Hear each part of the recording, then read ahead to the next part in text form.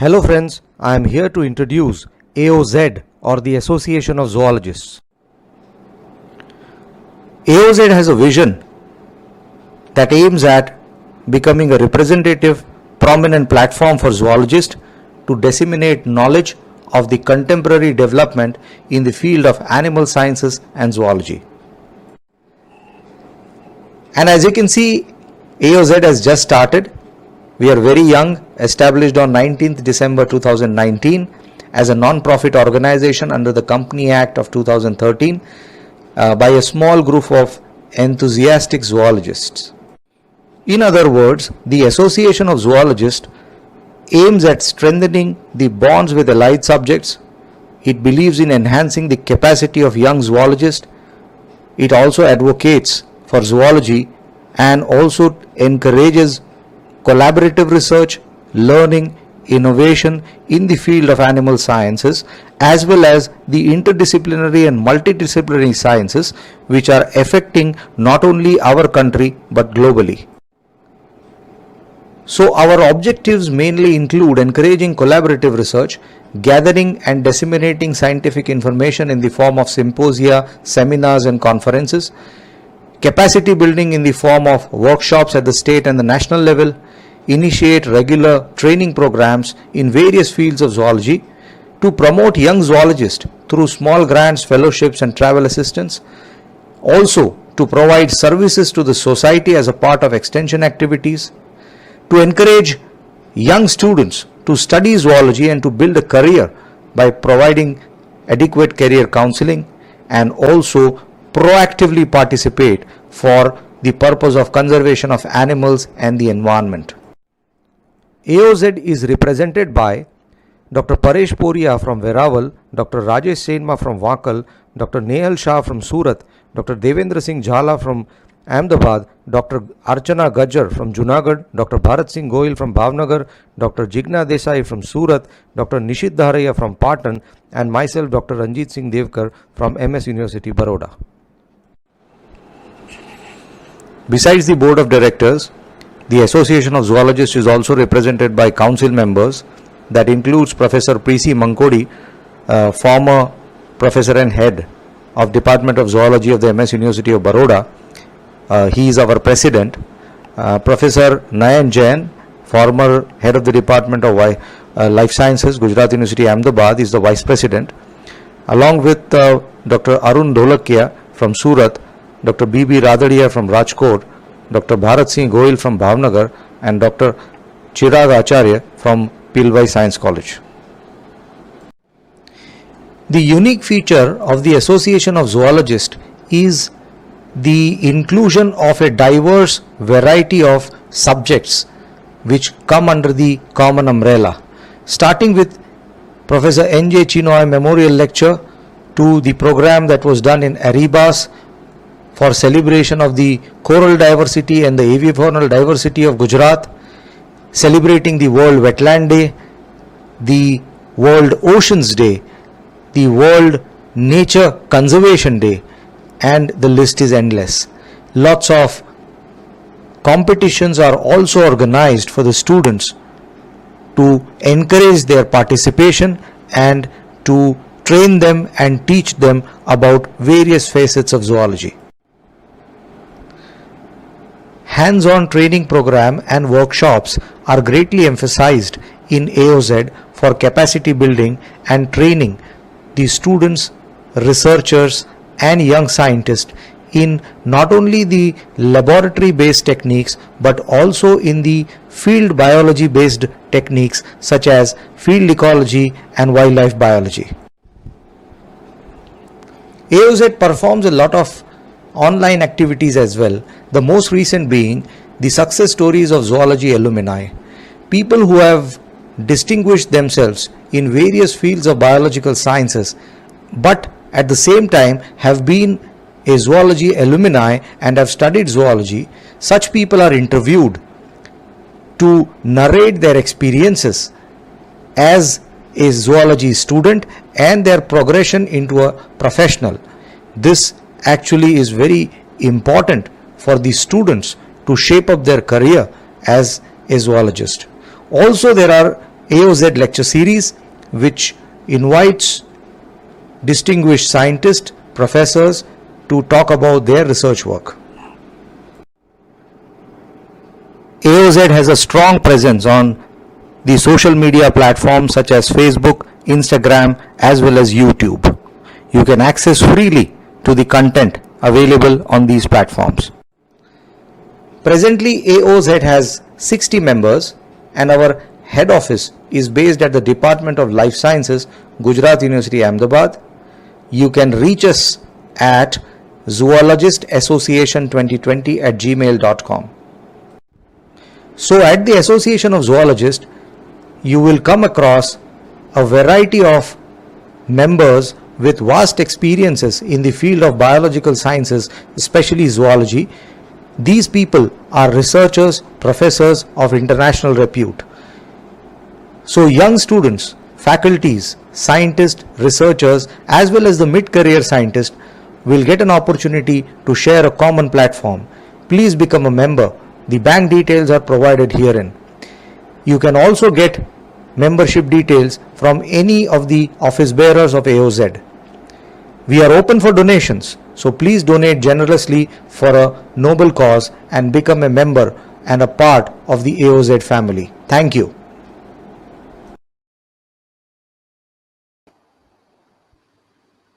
A very good evening to one and all.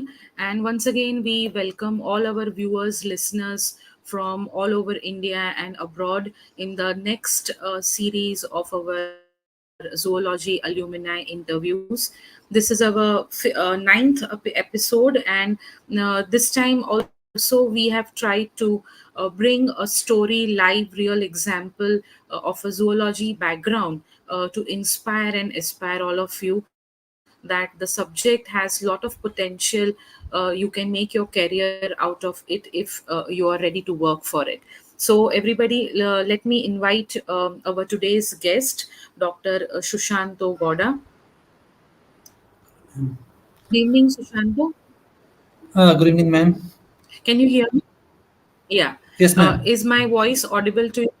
Yeah, so a Yes, very ma'am. warm welcome on behalf of AOZ on our platform today. And we are really happy and privileged to have you here on this platform. Everybody, Dr. Shushanto Gouda is joining us all the way from Mizoram University Department of Zoology. So, again, a very warm welcome to you, Shushanto. Thank you, ma'am. So, before we actually start discussing how your journey has been through zoology and zoological studies, let me introduce you correctly to our audience. So, everybody, Sushanto started his career as usual with BSc zoology. He has been studying that, no, and thereafter he took up MSc in biotechnology. So he has studied Bachelor of Science through Patkai Christian Autonomous College in Nagaland and Master of Science with biotechnology from Utkal University, Bhubaneswar, Odisha. And then he did his PhD in wildlife science. That was from Amity University, Uttar Pradesh. And very interesting to note that his PhD topic was on ecology and conservation of Malayan sun bear in Dampa Tiger Reserve, in Mizoram itself. But the key point is this is one of the unique studies, the only second study in India to have focused on this Malayan sun bear. So something really he has been working into a niche on one particular animal for the conservation and its diversity study since time. He completed his PhD, and then he is also doing his postdoc presently on a similar aspect, that is phylogeography and threat assessment of Malayan sun bear across protected areas of Mizoram in India. So a person who is all into wildlife has also having got the background and tools and techniques from the approach of biotechnology and a basic study from zoology. working for the conservation of one particular species presently. Now, to be noted here that he has lots of experience in terms of handling different kinds of projects. He has been a project assistant, for Department of Biotechnology and Biomedicine, the National Institute of Technology, Odisha. He was also handling, as in project biologist at Amity Institute of Forestry and Wildlife in Amity University, UP. He was working as a senior project fellow for Department of Zoology, Mizoram, and presently he's working in the same department as a postdoc fellow for this particular project. So he has wide experience of work with respect to handling different projects, and no he in eventually when we'll be discussing, I'll also let you know he has really good number of projects, funded projects also done, holds lot of research papers on his name, which has put him to the no index H index score at 15 and I-10 index score at 24. So lot of international and national level research papers are on his name. His Google citation goes to 3,228 till April 2023. So maybe it might have increased by this particular time. So now welcome you once again, Sutanshu. It's going to be really so good to talk to you about your research in the field of wildlife, and how interesting it is to combine physics with biotechnology and working onto a field. So you are a very good combination of taking the help of biotech tools and then also utilizing them into the wildlife. So to start with, as always, I usually ask every guest a common question that what made you select zoology as your bachelor's course? I would like to first of all thank you for welcoming to this shows and all the audience and viewers who are listening to me. Like as of question, like what inspired me to join wildlife is like as Madam have introduced, like mentioned in my introduction that I have been born and brought up in Nagaland, and I've done my graduations from Nagaland. So, like Nagaland has been like a rich state, gifted with lots of biodiversity, especially the wildlife aspect. So, since I have been like since birth, I have been very close to nature. So, I have always wanted to be as a work for something like for conservations and other approaches. Okay, so that inspired you to pick up zoology as your main field. Yes, ma'am. Okay, so what are the different topics or subjects subtopics in zoology which are your favorite presently? Currently, since my PhD, I've been working on human wildlife conflict and like Okay. conservation plans. So currently, I've been working at this, and since I think it is in demand also now, so, like with the ongoing activities which are going on like throughout the world. So mitigating human wildlife conflict and developing conservation plans, which will be suitable for both humans as well as the wildlife. I think that is a need of the hour, and I'm glad that I'm working on it. Wonderful, wonderful. So, after BSc, you opted for not taking MSc zoology as your specialization, but rather going for biotechnology. So, how that decision came upon? Actually, to be honest, I was little unfortunate in that case. Like, since my college was a very new college at that time, and it was just granted autonomous, so there was no master's program in our college at that time. So I have to move to my Okay, hometown, so like home place. Like, okay, then you there, didn't I had MSc zoology available. no, ma'am. At that time, it was not there, but now it has Okay, been okay. So incorporated. But at that time, it was not there. now it's there. Okay. Okay, so that's how you studied biotechnology, MSc biotechnology, and then you went into the wildlife. Yes, ma'am. Again. Okay, okay. So your interest could not be, you didn't adjusted with your interest in the 2 years of your post graduation, but continued with the same focus and goal that you want to work for wildlife. So how that Yes, ma'am. journey kept on? because after biotechnology, because you study so much in 2 years in MSc, maybe the thought process changes and you want to opt for something else, but you didn't divert it and you came back to wildlife. I didn't divert too much. Although I was doing my MSc in biotechnology, like I was in regular projects with like biodiversity assessment project and other consultancy projects. Like I work for like renowned companies like Tata, Bhushan's, and Jindals. For them, I have done a biodiversity assessment project while doing my masters. So in a way, I was always connected to zoology. Okay, so how did you came across those projects during your MSc? Actually, I was very fortunate in that case. One of my lecturer during MSc, he was working in a project under the MOEF project. He was working on like Chile. He was working in Chilica. So Okay. through him, I come to know all these things. Okay, so that is how you connected through the different projects, and it made you continue your wildlife journey. Yes, ma'am. Yes, ma'am. Yeah. So, was there anything in the basic zoology which supported you the studies that you were taking up during your masters or your PhD with respect to wildlife? Any such kind of subjects or the basic science which was taught to you in BSc zoology, which actually was very useful during your this projects that you were doing in MSc or when you started doing your PhD for wildlife? Actually, during our BScs, so like apart from our basics like theories and all, we were like constantly involved in field works also. Like during question transit surveys, quadrant surveys. So we were exposed to the field at a very early stage. So like it helps in generating interest as well as understanding the basics of the subjects, man.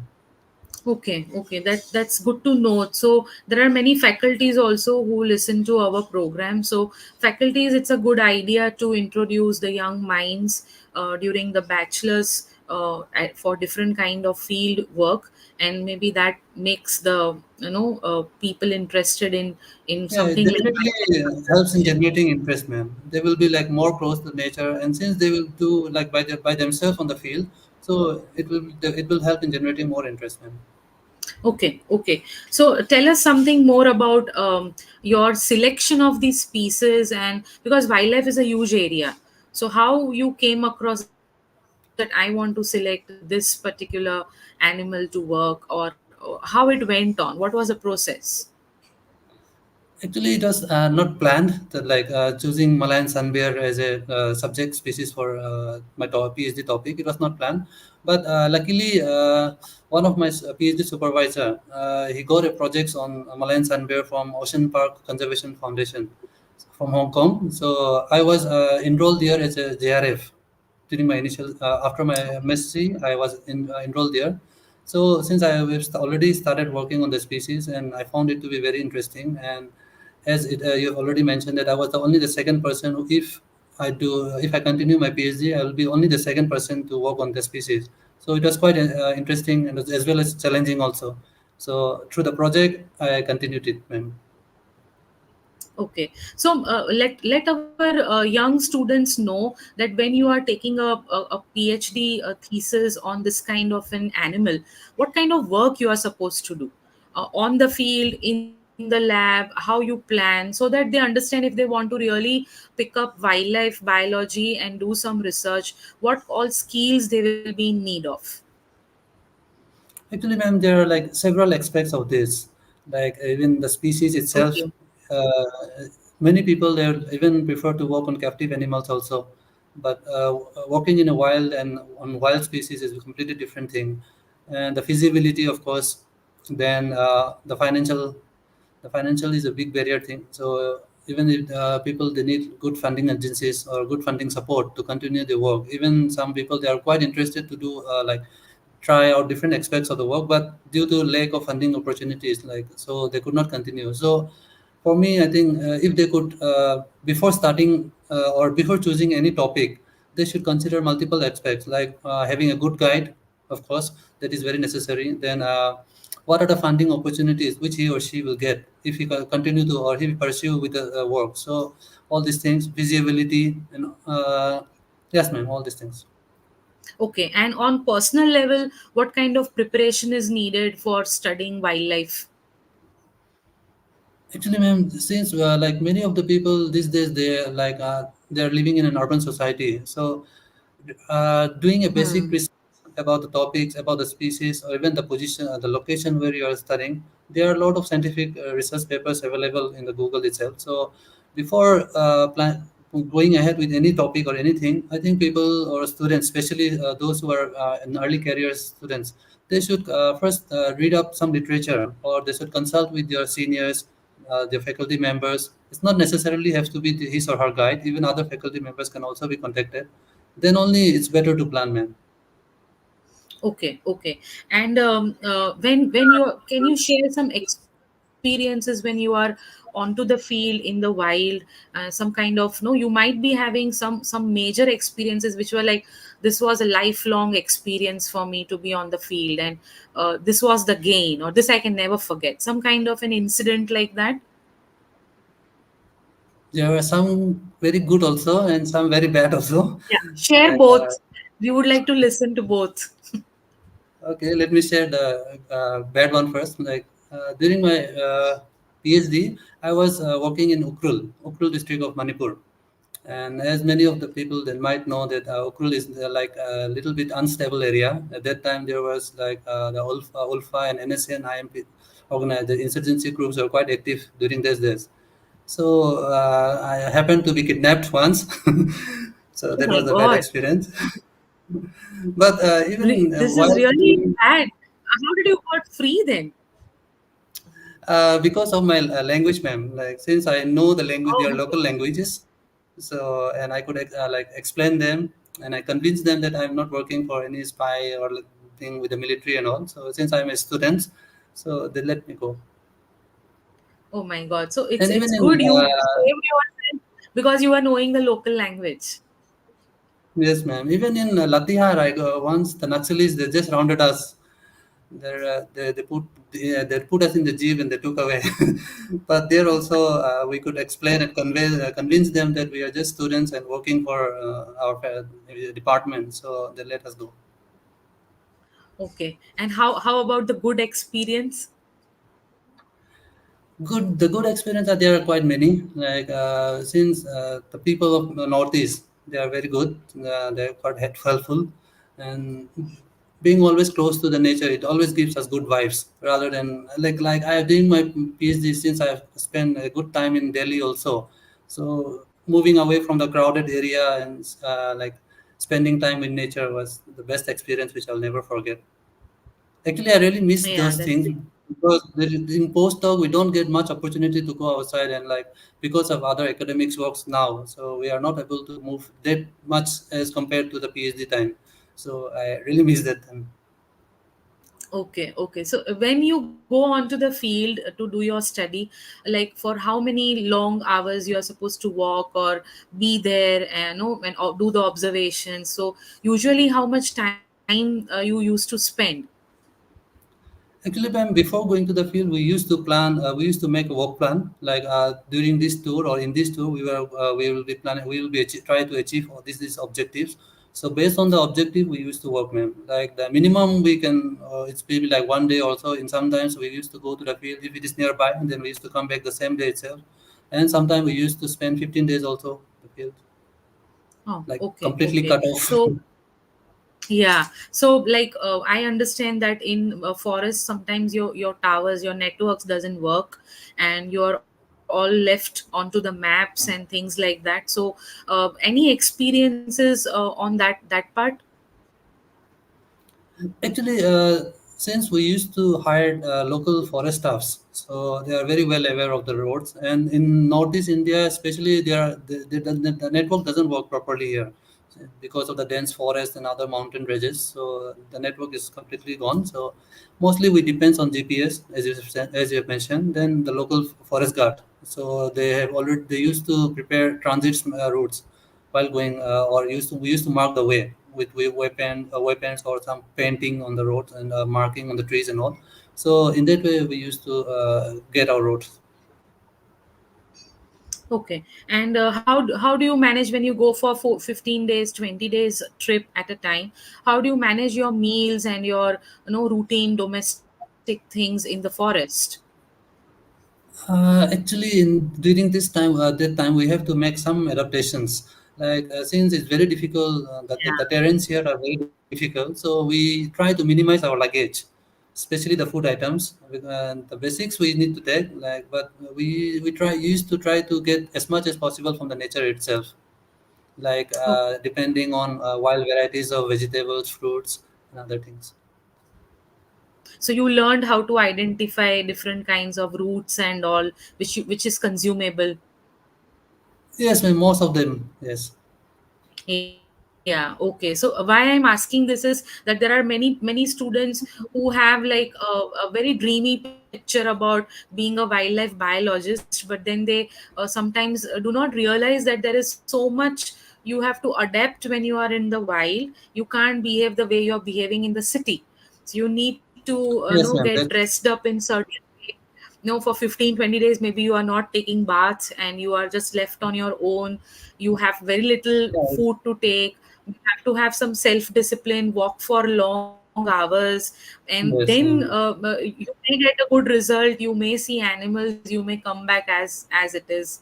And as you have shared, you may meet no military people and militants, both the side of people, who may really question you so many things. So it's a real challenging task to do. But then at the end of whole thing, because you have been into so much wild, what keeps you like so inspired? Because I'm sure there might be some other person, if they have got this experience of getting kidnapped, they are like, I want to stop this project, I don't want to do this kind of PhD.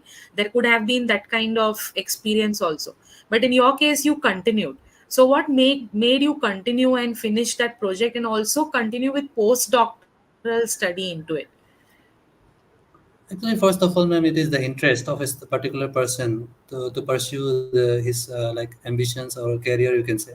It's first of all the interest, and like since I knew that although they will like charge me or they will take me out sometimes, but at the end, if you could convince them that you are students and you're working for their betterment, and the good thing is that you have to make good relationship with the local people, especially the here in northeast people in northeast region, like the local villagers, the one which you call panchayat in like mainland India's. Here they call it the village council. So you have to maintain a very good relationship with them, especially the village council members and local. Then it's manageable to some extent.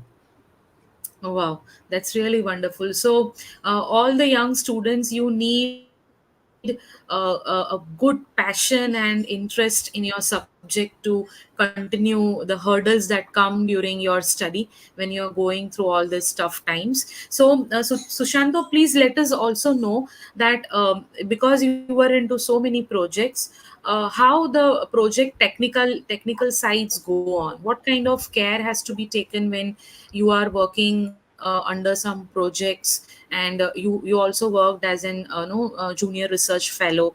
So if students want to work as junior research fellow, how they should approach, what kind of technicalities they are supposed to remain clear with?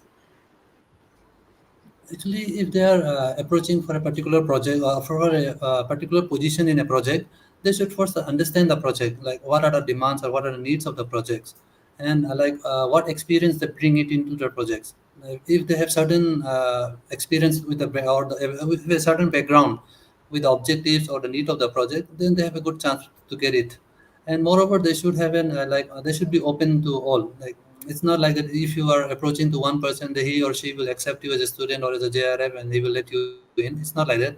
So you have to approach multiple times and to multiple agencies or organization also. Then before applying to any organization or any person, what I would suggest is to just don't just apply it blindly. Like at least have some basics idea about the projects. What are the things you have to do or you have to learn in a project, or what basics knowledge you need to acquire, so you need to have in order to be enrolled in that project. And you should be ready to face the challenges also, because from distance it looks so easy. And even like here, since we have been like grown up watching National Geographic channels and Discoveries, they are showing good pictures, like people they are with good cameras, and it's really fascinating from the distance. But as soon as you enter the field and the real world, so it's very different. There are like so many challenges in the form of insect, leech, weather conditions, food condition, as you have mentioned, and even the insurgency which I have experienced. So you should have mentally prepared for that also. Yeah, okay. And how they should search for different kind of agencies. Like I'm sure you must be exploring different projects. So for a newcomer, for a beginner, from where they should start?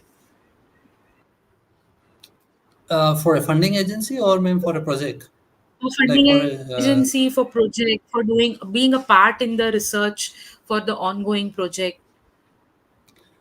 actually for searching a new funding source or a new funding agency. In that case, the seniors or the faculty members, they comes into play there, because since most of the people they are just undergraduates, or they have completed their PhDs. So in that case, their seniors who are quite experienced in the field, and the faculty members, they should help the students. And if like they are not getting the necessary helps or necessary supports from the seniors or faculty members, like there are several others websites. And since now most of them people, they have the good internet facilities in their mobile phone, they can Google it. Like there are several other agencies. One such is the terraviva.com. So there is an organization which Can you spell it? Can you spell uh, it for the T students? TERRAVIVA, Oh, Terraviva. okay. So Terra there is Viva. an Okay. yes, ma'am. There is an website which lists out all the upcoming projects or upcoming funding, upcoming actually calls for proposals, which different funding agencies are listing it. So it's not only for India; it's like throughout the world. So based on your priority or your interest, you can apply on the by selecting a particular topic there. And even in India, there are like different funding agencies, such as WTI is there, Wildlife Trust of India. Then and even government agencies are there, like DST is there, DBT is there, MOEF, CSIR. There are like so many of them. And like implementation of like different rules in the current government also. Like it has been made mandatory for most of the industries to have a certain percent of their like revenue which they have generated or which have been earned, to spend certain amount of that fund for biodiversity related works or biodiversity related projects. So students who are like just beginners, they can also approach to certain industrialists or agencies, like such as Airtel is there, Vodafone, Reliance, so many are there. So even they can approach to them also for procuring Okay. any project. Okay. And those, like, because the undergraduates and postgraduates would not always be involved directly into the projects. So if they want to gain more hands-on field experiences, from where they should start, how they can explore. Actually, see, these days there is a good organization called YETI, YETI. So there are Okay. also Fine. Okay. yeah, they used to list all the requirements, like such as interns. There they used to post advertisement where people they need interns also for a few months, like 3 to 6 months, 1 year, even projects fellows, JRF, SRF, even project assistants. So you can get all the information from that website, ma'am. Okay, that's really Or wonderful share. Yeah, please. Yeah. yeah, but I will still like to mention that the best way is to go to the seniors first. If they are not getting proper support, then they can adopt for other things. Okay, okay. But there can be possibly no, they might not be having people around to support, because in many institutes it might happen that the core area what the students are looking for, maybe the experts are not available, no, around Okay, in them. that So case, maybe these there are several websites where they can join. yeah, so then this becomes really useful. So this is like how they can explore explore the field and gain the no the funding and all, are there any scope for getting fellowships or scholarships also for this kind of work? Yes, ma'am. Like even for those students who are doing masters, who are continuing in their masters, there are organizations which encourage master students to apply for certain projects. I would like to mention a few. There is an organization called Idea Wild. It is an UK-based organization. So what they do is you just need to write up a small summary. It's not like a full-length research proposal, just a summary of what you want to do. So what they do is they don't give you financial support directly, but they provide you with all the equipment which you need up to a certain amount, like 2.5 lakhs. So within that range, whatever things you ask for them, such as GPS, cameras, binocular, compass, all these things. So they used to provide with such type of equipment also. And there is one more Okay. organization called Rufford Foundation. It is also a Yeah. UK-based organization. So actually, they don't give fundings to PhD and above students in that organization. They prefer only the like masters and early PhD students, PhD scholars. Okay. So even masters people they can apply for there also. Preferred foundations. Okay, that's really wonderful. So, a lot of opportunities in terms of research and fellowship and funding is available. But like, do we, because field work is an experience. When you go in the field, you are going to gain the knowledge about it. But should the students read something specific, or should they prepare in the background in terms of gaining the basic knowledge? Would you suggest something in terms of reading, no, or clearing certain subjects, that this would really be very useful on the field? Actually, mean those what they learn from the BSc coursework that are quite helpful. But since they are like most of them are theory-based works, so gaining an on-hand experience in the field will be very good. So for that, I would suggest them to work as an intern under certain projects. And if they are not able to get an internships, or I would suggest them to read certain research articles, ma'am, research Okay, articles, or okay, they can consult to certain faculties. Even it can what they can do is they can visit all the interested website or educational department, educational agencies. There they can select for the professor who is working on the interested topic. They can then they can directly contact him or her. And to my knowledge, like most of the professors or assistant professors, they do reply in that case. If the students have certain doubts, they do reply, man. okay. So they can directly approach after just exploring the list of people around from the Yes, ma'am. What educational type of website. work they are doing, they can based on that they can approach. Okay, so that was again a good comment on how they should actually start working for their field based study. But most of the projects that you have gone through, there is a long list of projects. I see you have been funded a lot, and many of the projects you have successfully completed. You also have to have a technical report to be generated, or you need to produce it in terms of Yes, ma'am. At the end. some result interpretation. So, what kind of skills are needed for the post no aspect of your field work? You have done the field work, you come back, then what kind of skills they should develop so that they can finish that task? Actually, when they write a proposals, they have to list certain objectives and the methodology for obtaining the particular objectives. So based on that, they have to learn. But since today this the current world is like evolving day by day, so I could suggest them to be well aware of the statistics, especially the statistics tools and softwares like SPSS is there. Even in Okay, basics Excel also there are so many ways how to interpret and like present analyze your data, man. Excel, SPSS, okay, I think those two will be enough. okay. So to start with, they should learn SPSS tool and at least gain enough knowledge about Excel, Microsoft Excel, so that they Yeah, can do the Microsoft. data analysis properly.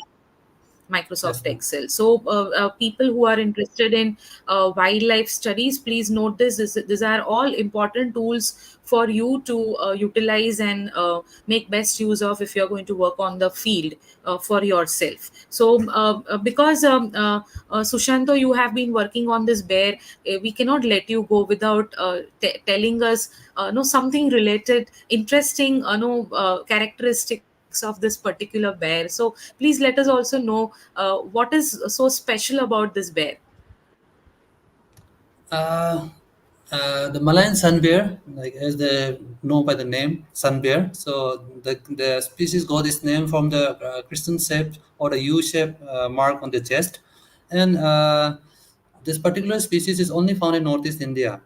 Actually, previously it was Okay. reported from all the northeastern states, like including Manipur, Nagaland, Assam, and all.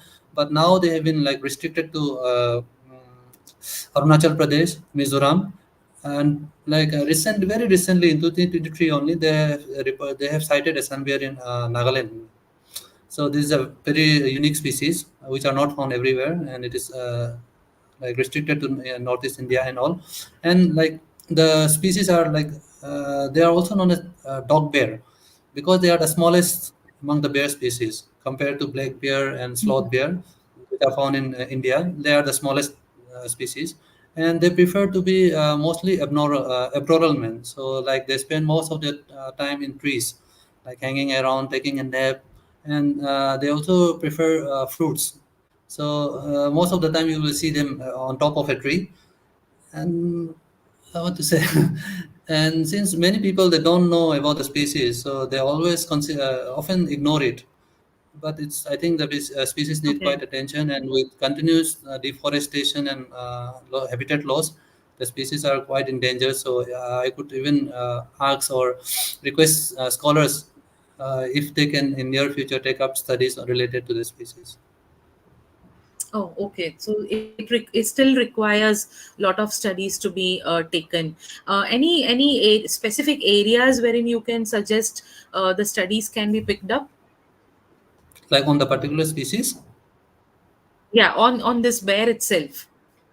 Okay, like as I've mentioned, like recently they have reported the species from Nagaland. So the species is confirmed from Nagaland itself, and like Assam also, certain parts of Assam, they have in 2012 it was last seen from Dihing Patkai Wildlife Sanctuary. Now it has been a national park.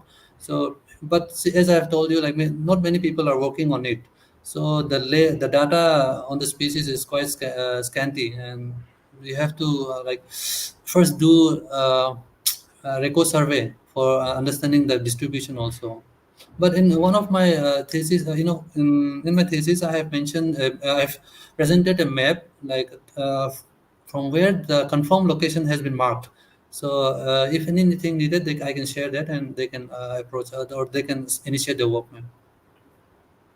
Yeah, so those who are interested in working in this Malaya Sun Bear, you can directly contact Dr. Sushanto, and he'll be happy enough to share you his experience and details so that the work can be taken forward. And at the same time, Sushanto, can you suggest few more topics from your experience if somebody is interested in taking a wildlife biology for the study for PhD or maybe research or conservation point of view, or what would you suggest them in which areas there is a scope presently or requirement to work more? These days, actually, ma'am, the human wildlife conflict aspects it has been like in quite limelight. So I would prefer students to go over there, and even like habitat suitability studies, like preparing habitat suitability models, corridor models, and all these things are like in quite demand because any development projects which supposed to be implemented first they need to understand the species distribution, the species habitat. So based on that only they can prepare a management plan or like they can initiate the conservations activities. So I think understanding human wildlife conflicts and habitats suitabilities they are in great requirement, and even the Okay. impact of And climate change on can be taken up in. Okay, and because you are into the field past many, many years, so you must have seen the advancement in terms of research and technology used in wildlife, which you, when you were in MSc, you started, and now in postdoc, it has been so many years. So, any good new technologies which have come up, which can be now included in the wildlife studies? Yes, ma'am. There are several. Actually, since I'm from little, I've spent few years in biotechnology also. There are like now most of the people, they what they are doing is they are adopting for multidisciplinary form of research. If you just Okay. from the core scientific point of scientific methods include like DNA markers are there. They are like the DNA markers have developed a lot. Even the sequencing processes. Previously, they used to do Sanger's sequencing, but now they are doing next generation sequencing also. And even the metagenomic approaches, they have been gained a quite popularity in this wildlife wildlife conservation, wildlife conservations and other related works also. So you can not like it's not has to be like pure ecology and other thing work. You can also involve pure science or like biotechnology, even nanotechnology. There are nanosensors are also there. Previously, what they do used to they used to catch animals. They used to do radio coloring, which is not actually Yeah. that or suitable approach because it used to cause a lot of problem for the animal itself. So what now they are adopting is like they are using for nanotech tags actually. So nanotags are like very small in size and they don't hamper in the daily activities of the particular species also. So there are certain advantages which or advantages in technology you can say, which has been used in conservations and ecological related work also. And of course the GIS works. Previously they used to only use GIS, but now they are using ArcGIS, even sensors. So many things have been Hmm. development. That's really wonderful. So they have more tools which can help and support the Yes. research to go forward. Yeah, so that Yeah. is an improvisation which can be used. Okay, will be few students who might be wondering that I can't go on the field, but I want to work for wildlife. So what is your suggestion for those kind of students who cannot, like, who feel that I am not a comfortable person to be on the land, wildlife land, but I really want to do something for wildlife? Yes, and in that case, as I've said, they can work on like habitat suitability models. In this case, they don't have to Okay. go like regularly or regular interval to the field. They will be mostly using satellite imagery works and other softwares, especially softwares, ArcGIS and other softwares. So those people who are not interested to go often to the field, they can opt for this type of work. And even the zoonotics works, like with the rise of COVID-19, like many emphasis has been laid on this zoonosis. So people they can work on zoonotics also because they are doing research in through microbiology and parasitology, but it is also related to conservations and management of wildlife species, particularly those species which are in regular contact with humans. So they can work on that aspects also. Yeah, so everybody, we have lot of scope to work for wildlife on the field and off the field. So those who are really concerned about conservation, nature, wild animals, you still have a scope. If you feel that you are not fit to go to the no forest and do the work, but you are interested, you can work for wildlife. And Sushanto, what would be your say for the faculties, if because we are already in the phase of implementing national education policy 2020. So what would be your suggestion if there has to be some changes made in the syllabus, or something to be included now, which maybe you might not have gone through, or in your whole of your this tenure of research, you feel this should be taught to the students? It makes the research study more easy if you know from the beginning. So any suggestions for this kind of changes in the syllabus or curriculum? I think the syllabus is quite good, but the approach, if they can change it a bit, that will be quite interesting. Especially like as Okay. we all know, science is evolving every day. But the syllabus which we have mentioned, it has been like included like past 3 years, 5 years, 10 years back.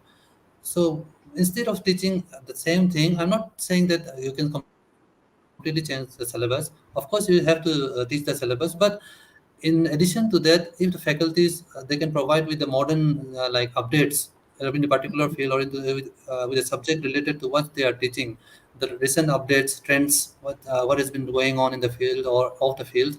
So if they could incorporate those things also, it will be quite helpful for the students. And the students also, they need to like question, since they are getting knowledge through social medias, news channels, new research articles, documentary films. Many ways they are like learning, so they need to question the faculties also, like if what are the things which are going on, what are the new techniques which needs to be adopted instead of the conventional techniques which we are like studying now. So all this approach, it has to be, ma'am, like both ways. Not only the faculties are responsible for it, even the students, they should show like more eagerness, and the faculty is, it is the duty. So it's like they need to update not only the education system but the way of teaching also.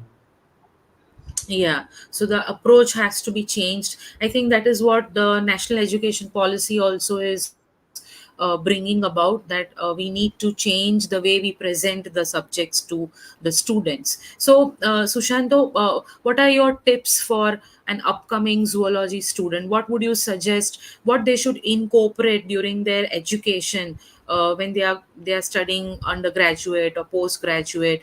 What would be your things, that this many things, or this books, or this is the way they should minimum study? Any good tips for them? First of all, they need to have a base, like good understanding on the subject. Even if they are taking zoology, there are several experts in zoology, so they need to have a good command on the topics which they are studying. At least, like since we are since they are very new, so we as a I as a postdoc fellow, those who are working under me, so I don't expect them to be like very intelligent, or they need to know everything. I don't expect that from them also, but what I expect from them is they should understand the basics at least. Then as the day pass on and they continue the work, they will acquire new knowledge, new understanding, new skill sets. So for that I'm okay, but they should know the basics first of all, and they should have a like a practical approach.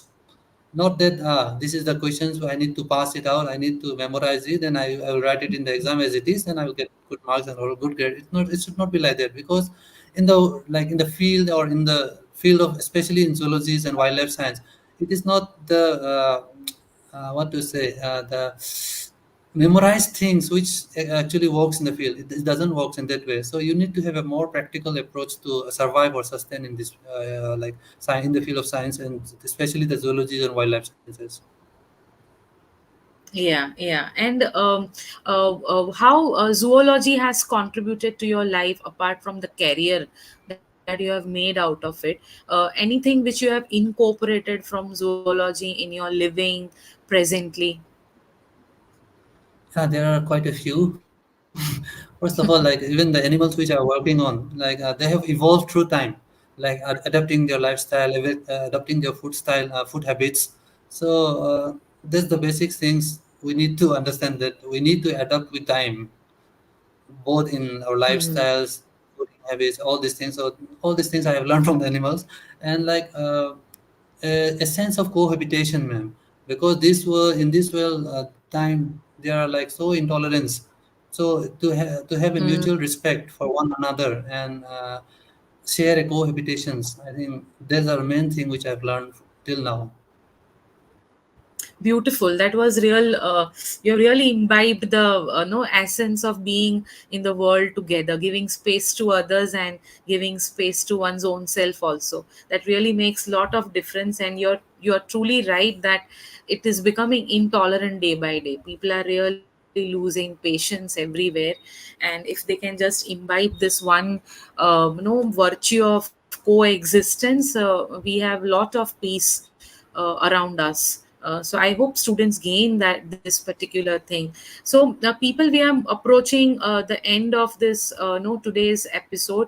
If any comments, suggestions, or questions, please type them into your no comment box and let us know, so that I can inquire with Sushanto, and he would like to answer that. He'll be happy enough to answer your query. So if any, please put them in the comment box. And meanwhile, I have one more question for you, Sushanto.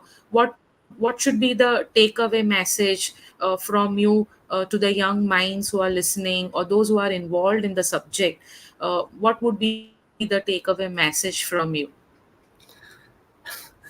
Uh, Or I say like since during my PhD also I felt like I have gone through a lot of hardship, both in terms of financially as well as like traveling from Noida to the Dampa and so on. So it was quite hardship. So what I would say is like not to give up on your not to give up on your dreams or what you have thoughts. There will be obviously there will be hardships, but like as they said that if there is a will, there is a way. So only need to understand or identify the ways through which you can overcome all the difficulties or hardships. Yeah, so And like very true quote. there are many people Yeah. around who are ready to help. It's not like that all the world is a very cruel place. It's not like that. There are many good people around here also. So if you are like willing to pursue your works or your dream, then obviously there will be some bad memories. There will be some good memories. There will be bad people, good people. So it's a mixture. So what important is to you can to be persistent in your work and work for your dreams. Yeah, wonderful. So, coexistence and not to give up. These are the two key takeaways from Sushanto. And obviously, you need consistent hard work. So, dedication, passion, these are all needed. So, let me tell you, when yesterday we were just rehearsing his mic and camera, at night 7:30 also, he was found in his lab. So you need that kind of dedication to continue your work ahead. Otherwise, it is not possible for you to reach to a certain point and contribute towards your subject or society. So on that take up note, I think there are no messages, comments or questions from the audience. I hope they are happy enough to listen to you. So we wish you a very good luck, Sushanto, for your coming upcoming projects, work and your professional life ahead. And we also wish you a lot of safety when you work again in the wildlife, and don't get bad experiences out of people over there.